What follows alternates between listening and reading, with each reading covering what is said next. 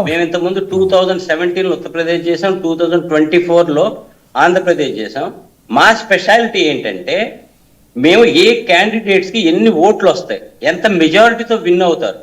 Last time మేము ఆంధ్రప్రదేశ్లో జగన్ గారికి 59,000 అంటే 6 నెలల క్రితం చెప్పాం, 59,000 ఓట్లతో ఆయన గెలుస్తారని.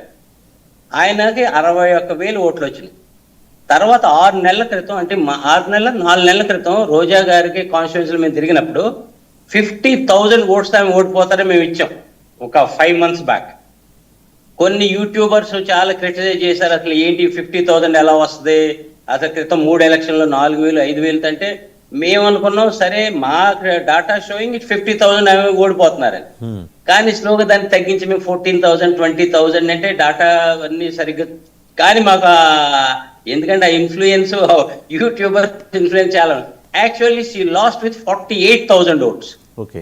సో మా స్పెషాలిటీ, మా శాంపుల్ సైజ్ ఏంటంటే ఒక ఏరియాలో మేము వెళ్ళినప్పుడు మాకు ఒక ట్రెండ్ కనిపిస్తే వీ స్టాప్ దే. ఆ ట్రెండ్ లేదనుకోండి we may go up to 5,000 also 6,000. ఎప్పుడైతే నెక్ టు నెక్ కాంపిటీషన్ ఉంటుందో, నెక్ టు నెక్ ఫైట్ ఉంటుందో, ఆ ప్లేస్ లో మనకి ట్రెండ్ కావాలి.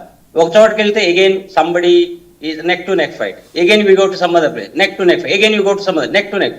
Then what that places we fail to predict exactly. కానీ కొన్ని ప్లేసులు మేము బీహార్లో తిరిగి ఎక్కడ చూసినా మాకు I don't know, sometimes నాకు అనిపించింది ఏంటి మేము తప్పు చేస్తున్నామా, ప్రజలు తప్పు చేస్తున్నారు, అసలు ఏంటిది.